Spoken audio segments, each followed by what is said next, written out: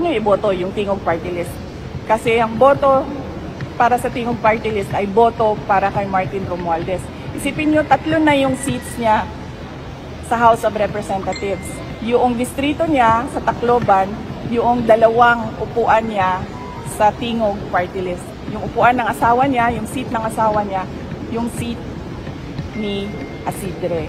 So, hindi dahil hindi ko masagot yung mga tanong nila sa confidential funds. Ayaw kong sumagot sa mga pagmamayari ni Martin Romualdez. Ang ginawa kasi nila, kasi distrito lang si Martin Romualdez sa Tacloban, diba? So, wala siyang personality na kumuha ng budget para sa buong bansa. Kasi distrito lang yung sa kanya eh. So, ang ginawa niya gumawa siya ng party list. Ang party list, pwede yan sa buong bansa. Kahit saan. Doon pumapasok yung pondo, yung pera sa party list niya. Ano ang pwede natin sabihin na mag-substantiate niyan? Tingnan natin yung natanggap na pera sa galing sa mga regional offices papunta doon sa Tingog Party List at magkano yun. So bakit ako sasagot sa tao na unang-una todo ang paninira niya sa akin, todo ang gastos niya sa paninira sa akin. Pangalawa, ganyan siya kasakim sa pera at sa power. 3 yung upuan niya, 3 yung seats niya sa House of Representatives. So ayun, grabe mga kababayan yung mga salitang binitawan ngayon ni VP Sara Duterte, no, dito sa kanyang press conference dito po sa may Negros Occidental, no, sa La Castellana. Ayan, so tinanong po siya ng media kasi dito kung bakit hindi niya sinagot yung mga sinasabi ni Congressman Jude Asidre ng Tingog Party List, mga kababayan, at sinabi ni VP na hindi naman sa ayaw niyang sagutin yung issue ng confidential funds. Ayaw niya lang talagang sumagot doon sa kanila, doon sa pagmamayari daw ni Martin Romualdez, mga kababayan. At itong Tingog Party List pala ay yun nga, hawak nila.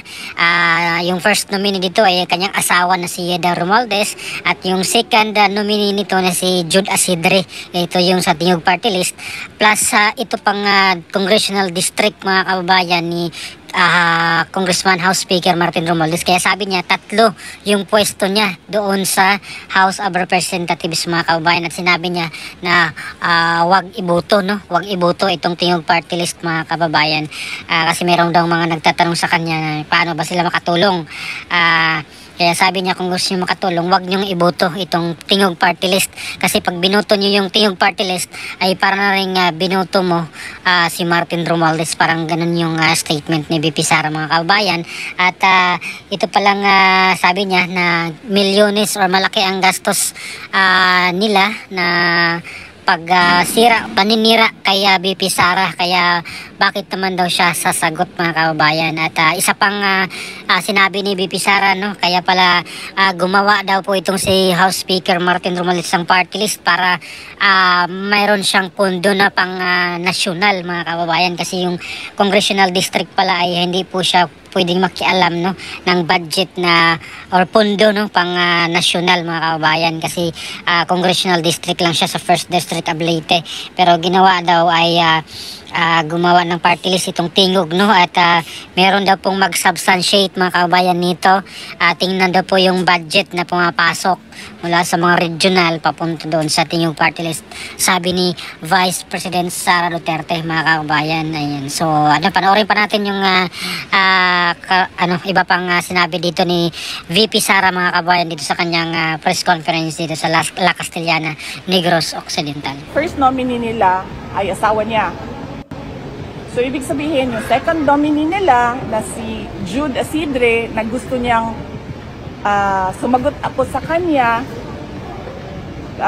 patungkol sa confidential funds, ay pagmamayari ni Martin Romualdez. Kasi second seat siya ng Tingog Party List eh. So ibig sabihin, pinapasagot nila ako kanino, kay Martin Romualdez. So bakit naman ako sasagot sa Tingog Party List.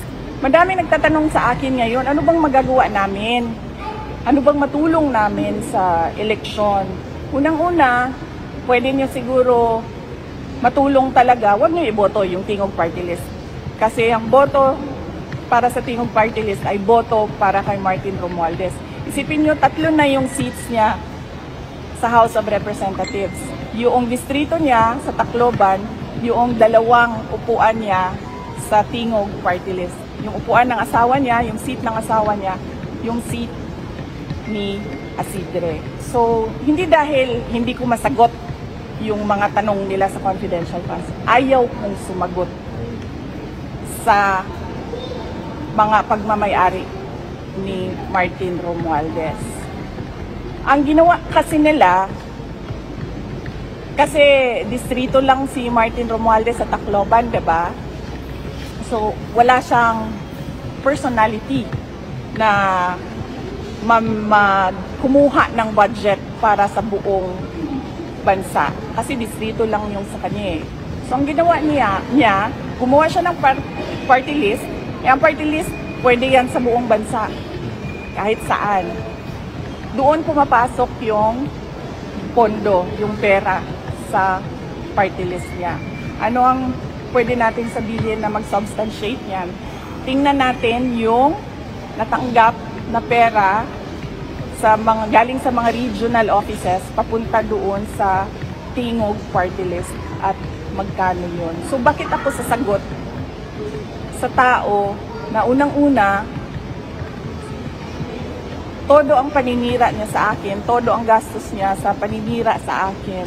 Pangalawa, ganyan siya kasakim sa pera at sa power. 3 yung upuan niya, 3 yung seats niya sa House of Representatives. So yan, grabe mga kababayan, no?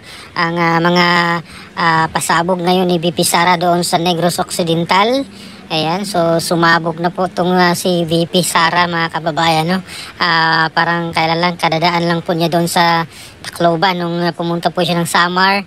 Tapos dumiretso ng Navalbiliran, doon po siya dumaan sa Tacloban mga kababayan. At ito po ay natanong po siya dito sa sa Negros Occidental about nga doon sa mga press con ni Congressman Jude Asidre, no, na dapat sumagot si VP Sara doon sa kanyang mga tanong about sa confidential funds. Ayan, so sabi nga ni VP hindi naman sa ayaw niyang sagutin yung mga issue, pero ayaw niya lang talagang sumagot doon sa kanya or sa Tingog Party List, no, na pagmamayari ni House Speaker.